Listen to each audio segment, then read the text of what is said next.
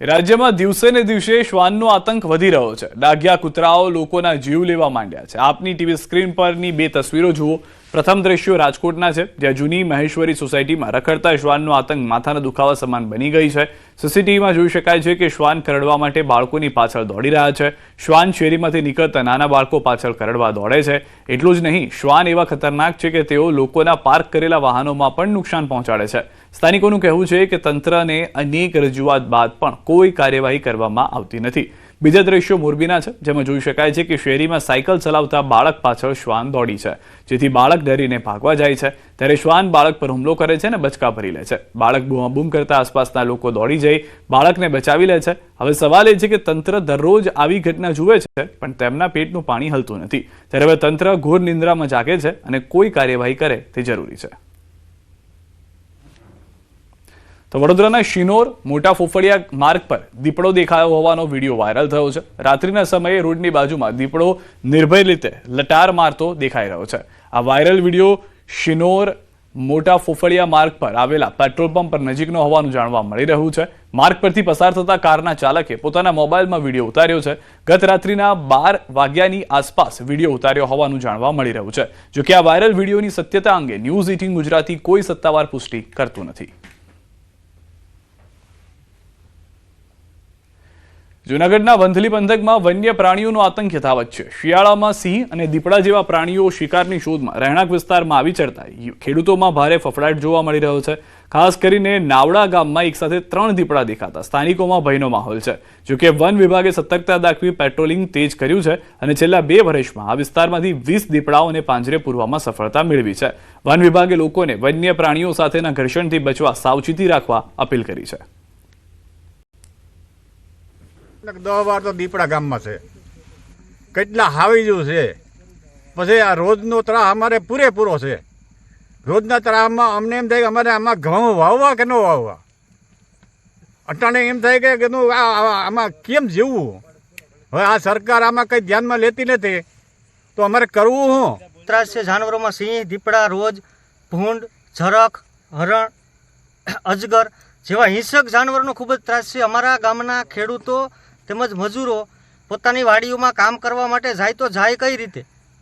ખેડૂતોને એટલો બધો ત્રાસ છે કે આખી રાત ખેડૂતો રખોલા કરવા પોતાની વાડીએ જાય માંડ કરીને, તો સિંહ અથવા દીપડો એને રસ્તામાં ભટકે તો પોતાના જીવને જોખમે પોતે માંડ રખોલા કરે ને પોતાના પાક બચાવે। આ વિસ્તારમાં જેમ જેમ દીપડાઓનો આતંકની જે આવી અમારી પાસે મેસેજ આવે છે, એના અનુલક્ષમાં અમે સ્ટાફને સઘન પેટ્રોલિંગ ગોઠવેલું છે।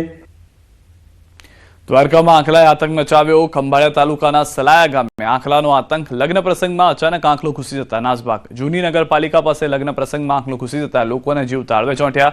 આંખલાની અડફેટે આવતા 8 થી 10 લોકોને ઈજાઓ પહોંચી છે। તમામ ઈજાગ્રસ્તોને સલાયાની સરકારી હોસ્પિટલ ખસેડાયા, જેમાંથી એક ઈજાગ્રસ્તની હાલત વધુ લથડતા તાત્કાલિક ખંભાળિયા હોસ્પિટલ રિફર કરવામાં આવ્યા। જામનગરના ગ્રામ્ય વિસ્તારોમાં મહાનગરપાલિકા દ્વારા કરવામાં આવતા મૃત પશુઓના નિકાલને લઈને સ્થાનિકો મોટી હાલાકીનો સામનો કરી રહ્યા છે।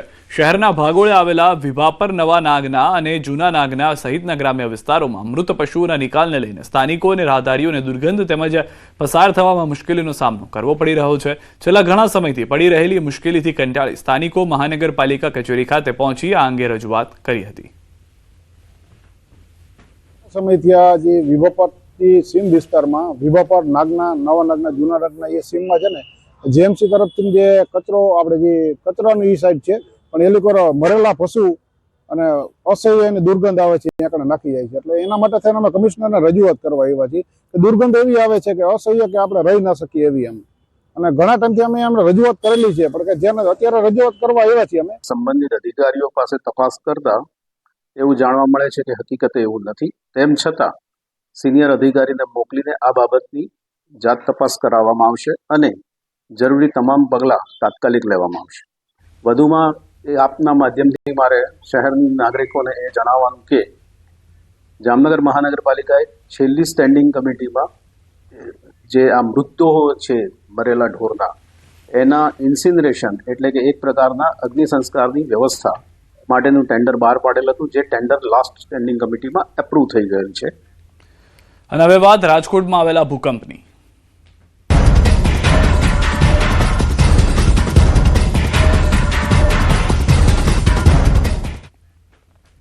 રાજકોટ જિલ્લામાં એક જ દિવસમાં 11 ભૂકંપના આંચકા. ઉપલેટા પંથકમાં ભૂકંપના આંચકા અનુભવાયા છે. રિક્ટર સ્કેલ પર 3.8ની તીવ્રતા નોંધાઈ છે. સવારે 6:19 અનુભવાયો છે ભૂકંપનો આંચકો. સવારે 1 જ કલાકમાં ભૂકંપના 6 આંચકા અનુભવાયા હતા. ભૂકંપની તીવ્રતા 2.7 થી 3.8ની નોંધાઈ છે. ગઈકાલે 3.3ની તીવ્રતાનો ભૂકંપ નોંધાયો હતો. ભૂકંપનું કેન્દ્રબિંદુ ઉપલેટાથી 27 કિલોમીટર દૂર છે. સતત ભૂકંપના આંચકા આવતા ધોરાજી પાલિકા એલર્ટ મોડ પર છે. ધોરાજીની શાળાઓમાં વિદ્યાર્થીઓને રજા આપી દેવામાં આવી છે. અહીંયા રાતથી અત્યાર સુધીમાં 6 આંચકા આવેલા છે. અહીંયા ઘણો ડરનો માહોલ છે. નાના નાના બાળકો ડરી ગયા છે. બધા બહાર નીકળીને બેઠા છે અને અહીંયા ટીમ અલર્ટ કરવા પણ આવેલી છે. ડરનો માહોલ તો ઘણો છે. નાના નાના બાળકો ઉઠી ગયા હતા સવારે. ઘરમાં બધી વસ્તુઓ હતી હલતી હતી. ધરતીકંપના આંચકા જે આવ્યા છે એમાં લોકોને બહુ સલામતી નીકળી ગયા, યાદીથી નીકળીને બહુ સારું છે. કાંઈ થયું નથી નુકસાન કોઈ.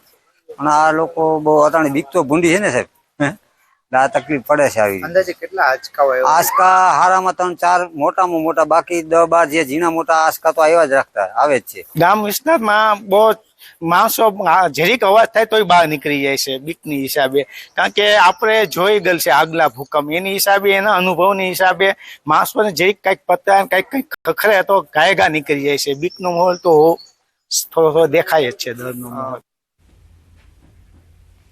રાજકોટના જેતપુર, ઉપલેટા, ગોંડલ પંથકમાં ગઈકાલ સાંજથી લઈને આજે વહેલી સવાર સુધી સતત ભૂકંપના આંચકા અનુભવાતા લોકોમાં ભયનો માહોલ છવાયો છે. ગઈકાલે સાંજે પહેલો આંચકો નોંધાયા બાદ આજે વહેલી સવારે 1.5 કલાકના ગાળામાં 6 જેટલા આંચકા અનુભવાયા હતા. જોકે સદનસીબે કોઈ જાનહાની કે મોટી નુકસાનીના સમાચાર સામે આવ્યા નથી, જેથી લોકોએ રાહતનો શ્વાસ લીધો છે. જોકે વિદ્યાર્થીઓની સલામતીને ધ્યાનમાં રાખીને ધોરાજી અને જેતપુરની તમામ શાળાઓમાં રજાઓ જાહેર કરવામાં આવી છે. સ્થાનિક કક્ષાએ મામલતદાર તથા શાળાના આચાર્યને પરિસ્થિતિનું મૂલ્યાંકન કરીને જ્યાં જરૂરી જણાય ત્યાં વિદ્યાર્થીઓને રજા આપવાની સૂચના આપવામાં આવી છે. સાથે જ શિક્ષકોને શાળામાં હાજર રહેવા જણાવવામાં આવ્યું છે. જો કોઈ બિલ્ડિંગને નુકસાન પહોંચ્યું હોય તો ત્યાં વિદ્યાર્થીઓને બેસાડવામાં નહીં આવે તેવી સ્પષ્ટ સૂચના આપવામાં આવી છે. પ્રશાસન દ્વારા પરિસ્થિતિ પર સતત નજર રાખવામાં આવી રહી છે અને નાગરિકોને અફવાઓ પર વિશ્વાસ ન કરવા તથા કોઈ પણ આપત્તિ સમયે સાવચેતી રાખવા અપીલ કરવામાં આવી છે.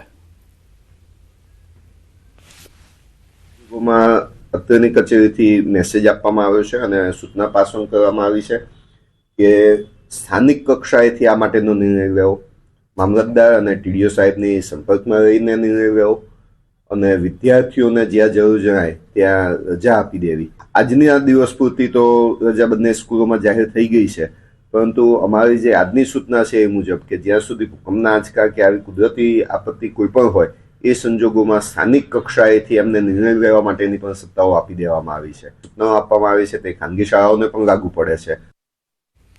રાજકોટના જેતપુરમાં ભૂકંપના આંચકા અનુભવાતા લોકોમાં ફફડાટ ફેલાયો છે. ત્યારે આ ભૌગોલિક ઘટના અંગે રિજિયોનલ સાયન્સ સેન્ટરના પ્રોજેક્ટ ડાયરેક્ટર ભૂકંપના પાછળના કારણે વિશે જણાવી રહ્યા છે. તેમણે કહ્યું કે પૃથ્વીની સપાટી નીચે આવેલી પ્લેટોની હલચલ આ પ્રકારના આંચકાઓ માટે જવાબદાર હોય છે. જ્યારે એક પ્લેટ બીજી પ્લેટ સાથે અથડાય અથવા તેમની વચ્ચે આંતરક્રિયા થાય ત્યારે ભૂકંપ સ્વરૂપે અનુભવાય છે. અત્યારે જ્યાં સુધી હું માનું છું ત્યાં સુધી આજે ઇન્ટરપ્લેટ એક્સચેન્જ જે છે એના લીધે ભૂકંપના ઝટકા બની રહ્યા હોય, પરંતુ એ ખરેખર એક સંશોધનનો વિષય છે અને એની ઉપર વધારે ઠોસ કારણ જાણવા માટે આપણે એની અંદર વધારે સંશોધન કરવું જોઈએ. તો રાજકોટમાં ભૂકંપના આંચકા પગલે તંત્ર એલર્ટ છે. જેતપુરની 14 સરકારી શાળામાં રજા જાહેર, અનેક ખાનગી શાળાઓમાં પણ રજા જાહેર. ભૂકંપના ભયના કારણે સ્કૂલમાં ભયનો માહોલ સર્જાયો છે. જેતપુર પંથકમાં સતત ભૂકંપના આંચકા અનુભવાયા છે. ભૂકંપને લઈને જિલ્લા શિક્ષણ અધિકારી સાથે ટેલિફોનિક વાતચીત. સ્થાનિક કક્ષાએથી શાળા આચાર્ય સ્કૂલમાં રજા બાબતે નિર્ણય. સ્કૂલના 2 અથવા 3 માળના બિલ્ડિંગમાં વિદ્યાર્થીઓને મેદાનમાં બેસાડવા સૂચના. ભયજનક શાળા બિલ્ડિંગમાં વિદ્યાર્થીઓને ન બેસાડવા સૂચના. વધુ ભયજનક લાગતું હોય તો વિદ્યાર્થીઓને રજા આપવી. શાળામાં શિક્ષકોને હાજર રહેવા સૂચના. જેતપુર અને ધોરાજી પંથકમાં વધુ ભૂકંપના આંચકા. 14 સ્કૂલો છે. 14 સ્કૂલના આચાર્યને અમે અત્યારે મેસેજ નાખી દીધો છે કે કોઈ આચાર્ય એવી ભૂલ ન કરે કે કોઈ નુકસાન કરતા બિલ્ડિંગ હોય કે પડે એવી જર્જરિત બિલ્ડિંગ હોય તો બાળકો ન બેસાડવા. અને અમે બધા આચાર્યોએ અત્યારે ઉપર લેવલે પૂછીને નક્કી જ કરેલું છે કે આજના દિવસે શૈક્ષણિક કાર્ય બંધ રાખીએ અને બાળકોના હિતમાં નિર્ણય લઈ.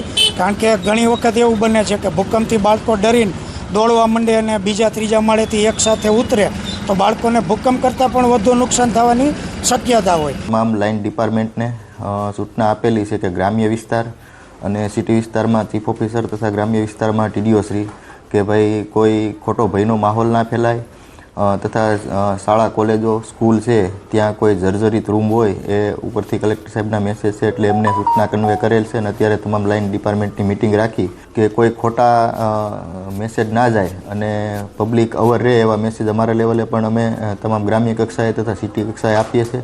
આવું કોઈ આંચકા જણાય તો જાહેર જનતા છે એ સુરક્ષિત જગ્યાએ રહે અને કોઈ ખોટી અફવામાં ના ફેલાય એવું હોય તો અમારા કંટ્રોલ રૂમને કોન્ટેક્ટ કરી શકે છે.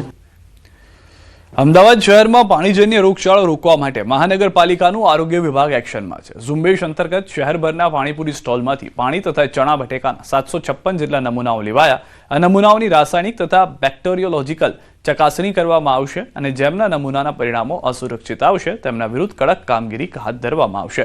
આ સાથે તમામ સ્ટોલ ઉપર ક્લોરીન ટેબ્લેટ્સનું વિતરણ કરવામાં આવ્યું હતું તથા સ્વચ્છતા જાળવવા અંગે નોટિસ આપવામાં આવી હતી. તો દ્રશ્યો જે રીતે આપ જોઈ રહ્યા છો તે પ્રમાણે મોટાભાગની પાણીપુરીની જે લારીઓ છે ત્યાં આગળ ચેકિંગ કરવામાં આવ્યું છે.